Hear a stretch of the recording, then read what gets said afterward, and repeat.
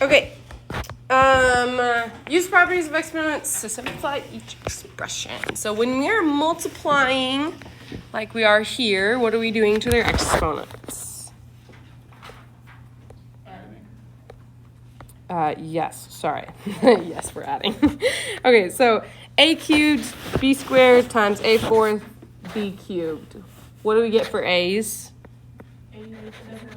So 7. And what do we get for our b's? Yep, perfect. All right. And when we raise exponents to another exponent, first of all, we have to remember that this goes to both of them, okay? That is something we really noticed last unit. Especially if x to the fourth was like 16, we forgot to raise 16 to the second power. This power applies to everything in the parentheses. And now if you have a variable raised to an exponent, what are you doing with the exponents? Are you adding, multiplying, or subtracting? When you raise a power to another power, multiplying. And when we have a 16, if we were to have a number right here instead of x to the fourth, what do we do with that number? What? We raise it to that power. So in this case, it would be squared. We do not multiply them. That was a huge thing we saw last unit, especially on the unit test, okay? So, ignoring all my scribbles here. Okay. We get x to the what? So we're not raising 4 to the 2 power. I see what you did there. But we're multiplying the exponents. X to the 8th. Does that make sense? So in this case, it's going to be x to the 4th times 2. Okay? And then we're going to have y what? Y to the 6, which is 3 times 2, okay? I'll show you an example with what I mean. So this is x to the 8th, y to the 6, okay? If we were to have 2x to the 4th, that's really bad. X to the 4th raised to the 3rd power. This becomes 2 to the 3rd, but this still becomes x to the 4th times the 3rd. Does that make sense? Okay, so what does this become? 2 to the 3rd is what? Do you remember? 2 times 2 times 2? Close. There you go, 8. And then this will become x to the what? 12. Yeah. Does that make sense? That's what I mean by raising numbers. Like numbers of our base. They get raised to that power. We don't multiply times the power, okay? That's just if we have exponents of a variable. All right. So this one, let's do our insides first. So we've got 3, then we've got m to the 4th, n to the 3rd. What do you get for this last set of parentheses? 2 to the 4th is what? 16. M to the 3rd times 4? 12. And then n to the squared times 4th? 8. N to the 8th. All right. So now we can combine like terms. So we'll keep the 3 out here in front still. And we multiply our m's together. Well, we still got the 16. What do we get for our m's? Do we add their basic or add their exponents? Multiply or subtract their exponents? Add. So what do you get? 11. 4 plus 12? Oh, no, yeah, sorry, just the m's. 16. And then what do we get for our n's? 11. Yeah. All right. And then we multiply our 3n. 3 times 16 is, anyone know?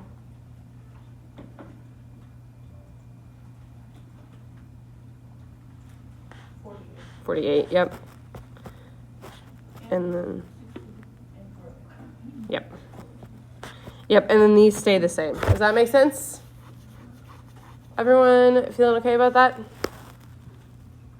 Questions? Okay, perfect. All right.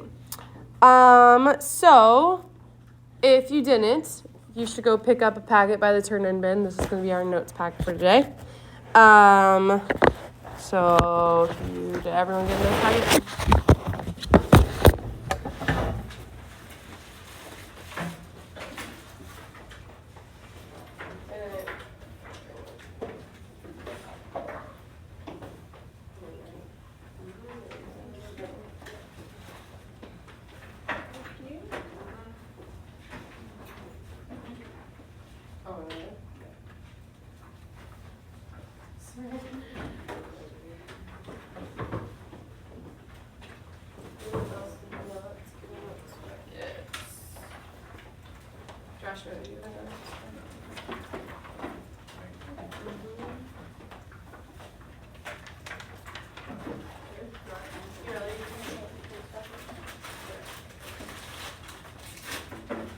Okay.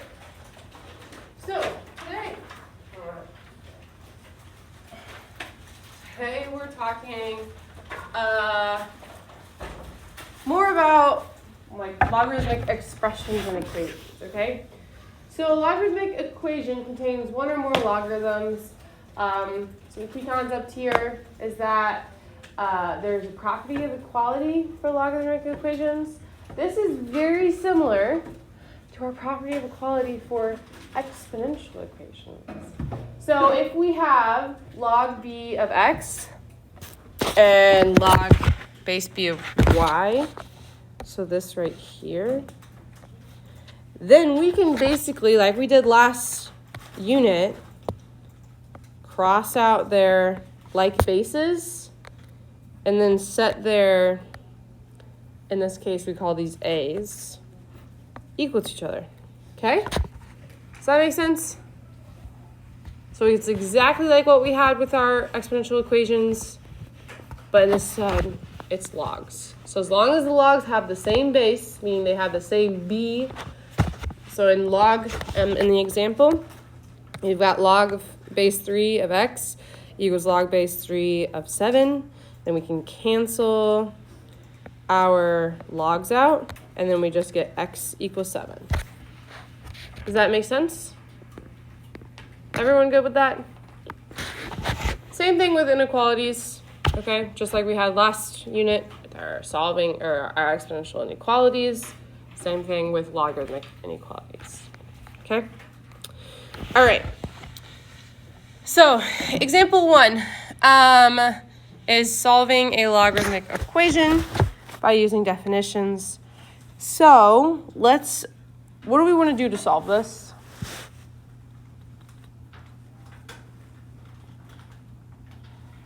What would be the easiest way to solve this? How could we rewrite this to solve it? Put the fraction as a decimal? I mean, that could help, yeah. But let's not do that yet. What is our other way of rewriting our log, bless you, our log equations? We have 2 ways to write log equations. If you look up there on the board, something you learned 2 days ago. What's the other way to write it? What's that? Not H and K. That deals with our graphs. What's our other form of writing logs? A equals b to the p power. Yeah. It's our exponential form, right? So, what's our base in this equation? Look at your log equation. What's your base? 4. 4 is our base. What becomes our power?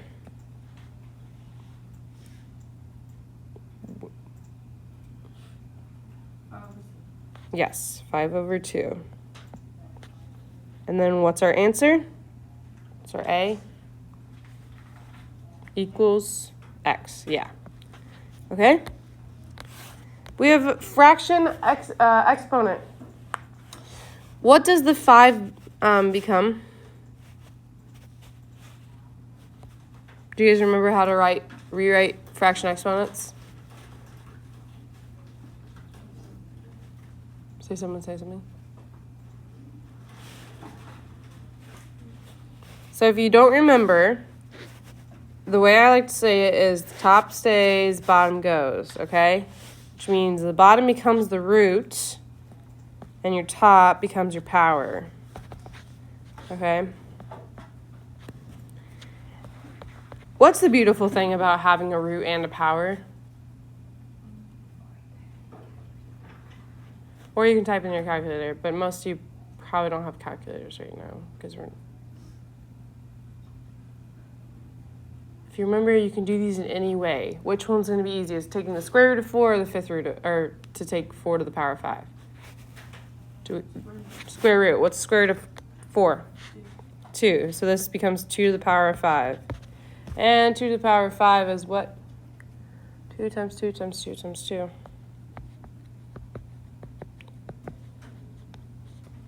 2 times 2 is 4. This becomes 4 times 2. This is 16 times 2. Anyone know 16 times 2? 32. Make sense?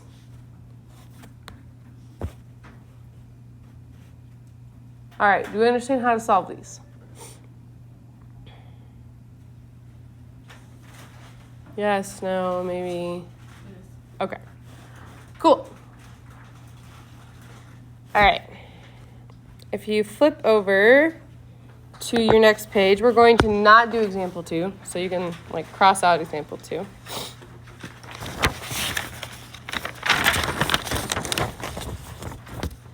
And now we're going to talk about properties of logarithms, okay? So, we need to remember that exponential form versus logarithmic form. What is our exponential form? B to the P equals A. What is our logarithmic form?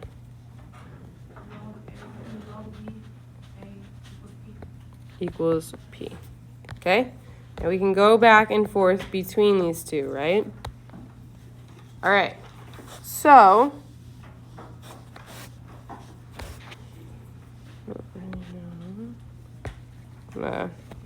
scratch this out. Yep. So we have these two really cool identities, basically. If we have log B of 1 equals 0, how could we rewrite this in exponential form? What's our base? What's our base? B. What's our power?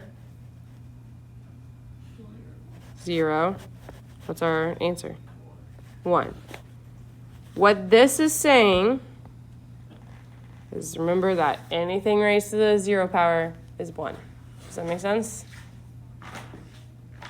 Everyone good with that? Okay, so if you had log B for 7 and then x right here equals 0, what do you know x is going to be? 1. X is going to be 1. Does that make sense? Yes? No? Okay. And then we have another one that says log base B of B equals 1. Okay?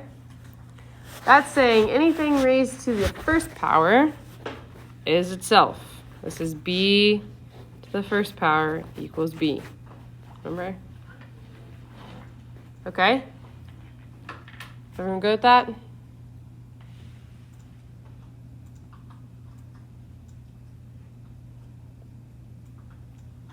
Okay.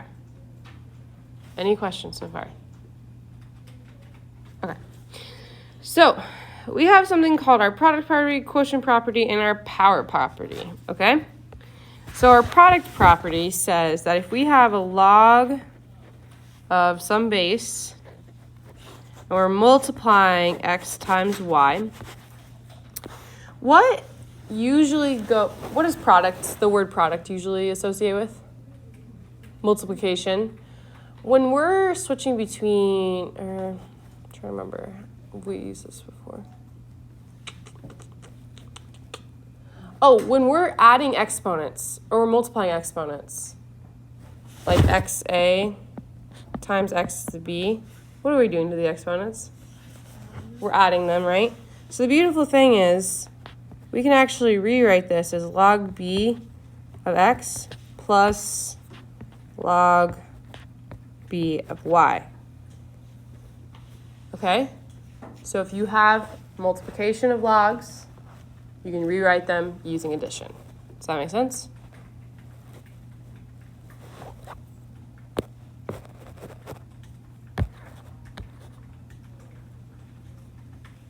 Okay. Our quotient property, what does quotient have to deal with?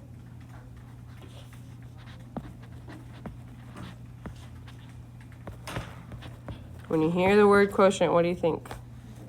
Divide.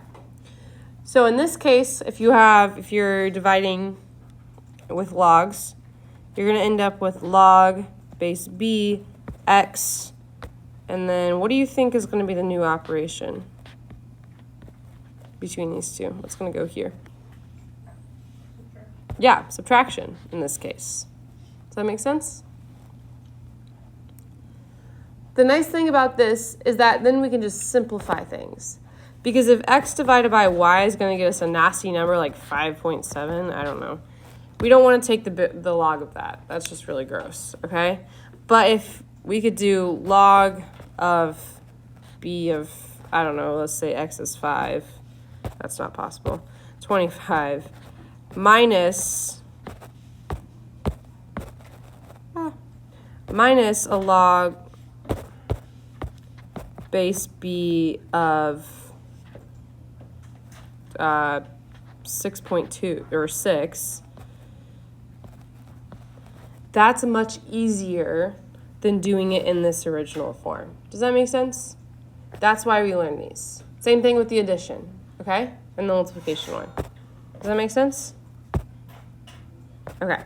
And we'll see, we're going to practice this as well. All right, and then our last one is our power property. So what this says is if we have a log base b of x raised to the y, what do you think we're going to do with y? Anyone have a good instinct? Where is y going to go?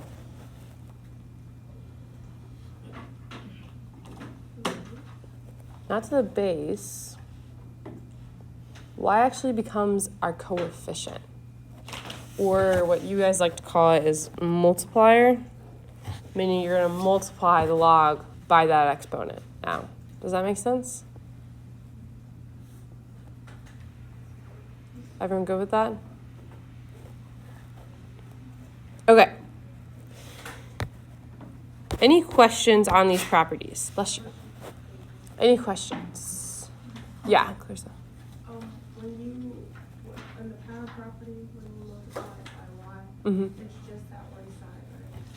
And are you multiplying just the x, or are you multiplying the x and the... You're multiplying it by the whole log. So you'll solve the log per usual, and then you'll multiply it whatever the log is. Does that make sense? Okay. Yeah. Okay. Let's go to some practices. So these are what we're doing. What we're going to be practicing is expanding log expressions. And then tomorrow we're going to be dealing with condensing, okay? So basically what's the opposite of what we're doing today. So the steps to expand, okay? We're always going to do, it's kind of like the idea of PEMDAS or GEMDAS, however you learned that. Kind of like that idea, but in this instance, we're going to be dealing with logarithms. So our steps to expand are, our division becomes what? What? Division becomes subtraction. Sorry, I got to write this a little thicker. Division becomes subtraction. Okay?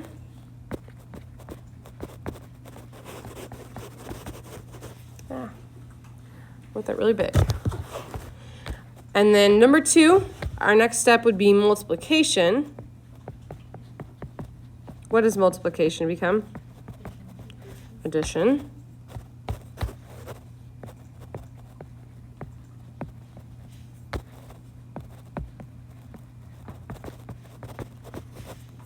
And number 3, powers become our what? Our multipliers.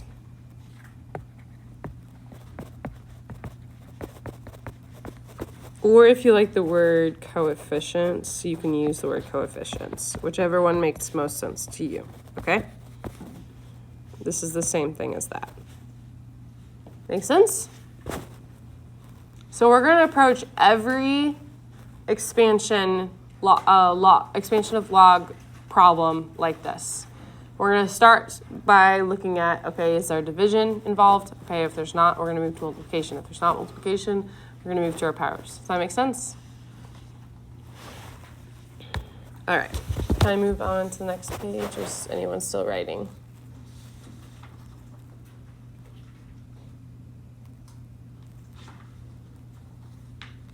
Okay. So let's practice some logs, okay?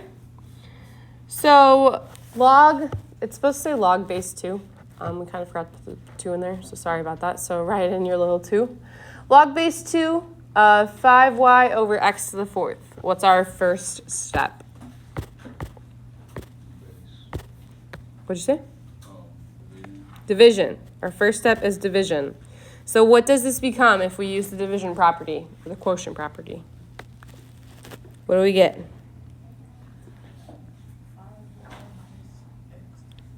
Okay, so don't forget that you need to bring your log with it.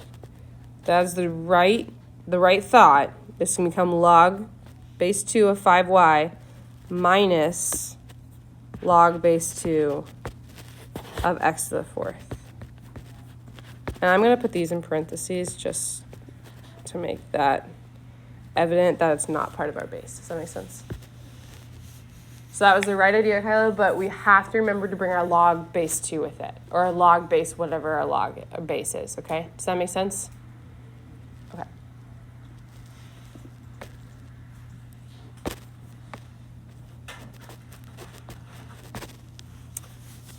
All right. Step number 2 is what?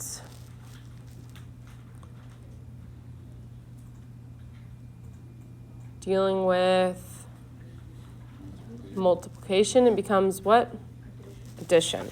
So let's look at our first piece, our log base 2 of 5y. What does that become?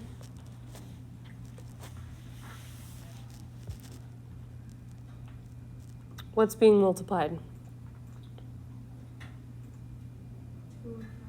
Not 2 and the 5. The 2 is our base, so don't mess with the 2, but it needs to stay there. We need to always keep our 2. But the 2 doesn't deal with our 5y. We're looking at the 5y. What's being multiplied?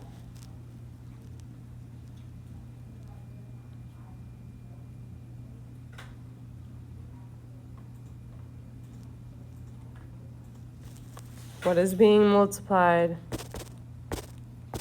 here?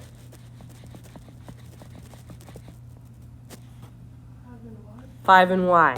So what is our new log base 2 of? Not just 5y. We're splitting them apart, remember? Not 5 plus y. Don't forget your new log of y itself. Does that make sense?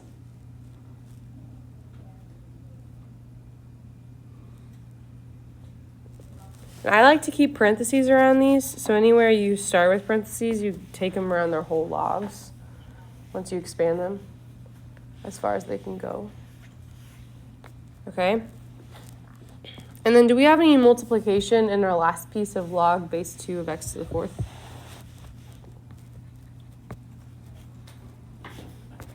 Is there any multiplication being done there? No. Okay. So, our third step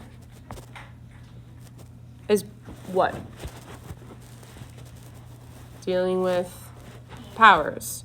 In our first piece, this first piece, do we have any powers in here? No. Okay, so we can just rewrite that as it is. But do we have a power here? Yes. So what are we going to do with that power? No. What do our powers become? Multipliers. So we bring the 4 down in front of our log. Okay? Does that make sense?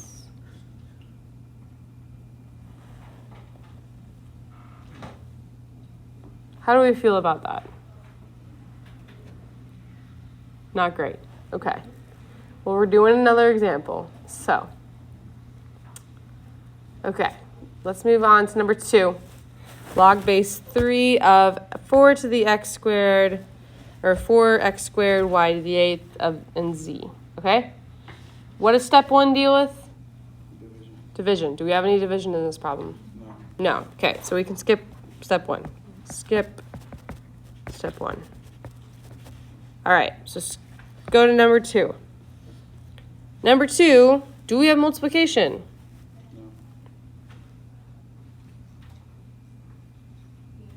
Yes, we have multiplication. So what are we going to be splitting apart? 4. And we're going to add log base 3 of, what's next? X what? Yep. And then we're going to add, sorry, I'm running out of room, so I'm going to go down the next line. Log base 3 of, what's next? Y to the 8th. And then plus log base 3 of z. Oh, that's right. I forgot about that. Okay. So let me write these next to it so you can see it as one line. Okay? All right. Step 3 is doing what? Powers become multipliers. So in our first piece, log base 3 of 4, do we do anything? No. No. Okay. Second piece, log base 3 of x squared, do we do anything? Yes. What do we do? 2 becomes in front. So 2 log base 3. I like to put this in parentheses. You don't have to, but to me it looks nicer. All right, third part. What comes down? 8 comes down. So we get 8 log base 3 of y. And then do we change the fourth part? No, z stays the same. All right. Is this feeling better now? Okay. Let's go to our next problem. Can I go to the next page? Anyone still writing? Okay. All right. So you guys are going to rewrite this as log base 5.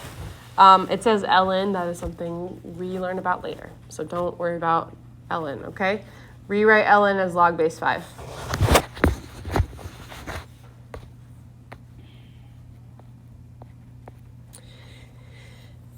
And what is our first step?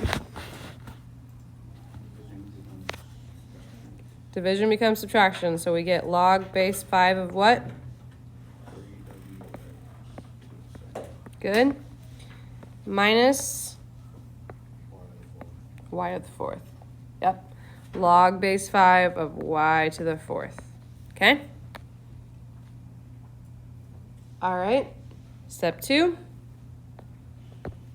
What do we do in the first part?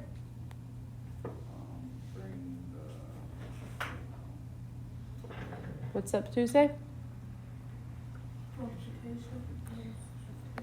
Good. So we get log base 5 of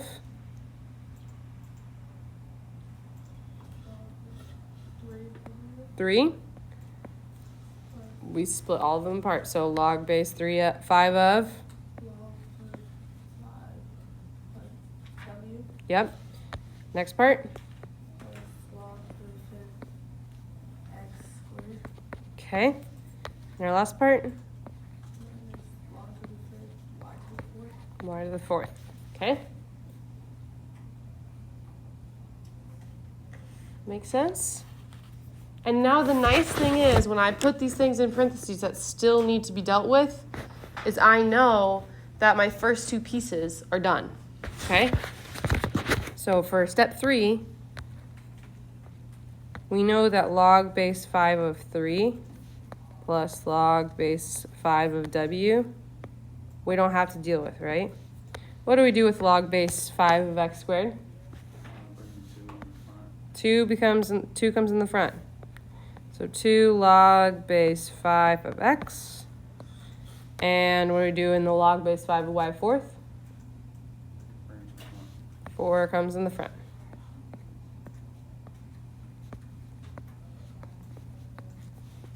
Make sense? Okay. Last few minutes, I want you guys to try the last one on your own. And then if we get the chance... You have 6 minutes. Okay. I will write up the answer after I give you like 3 minutes to work on the last one on your own, okay? So go ahead, work on the last one on your own, and then I'll write up the answer in like 3 minutes, okay? Go.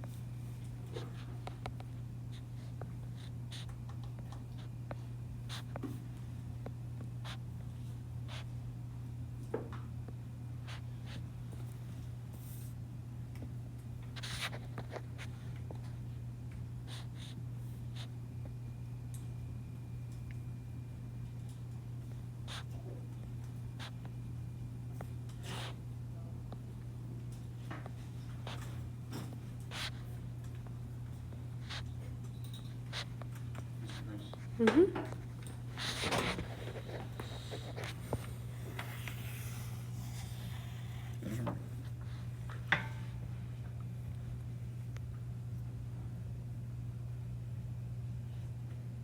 Would you? That's a V, by the way, just so you know. That's supposed to be a V. Oh. But yeah, no, this looks right. What should be right here instead, though? When you divide, division becomes what? Give me 1 sec. Subtraction. Subtraction. Does that make sense? Yeah. The answer is on the board. If you see something wrong, that worked. Okay.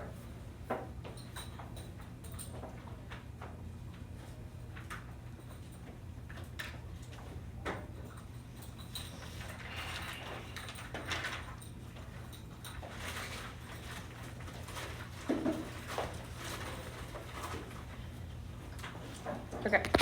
Any questions?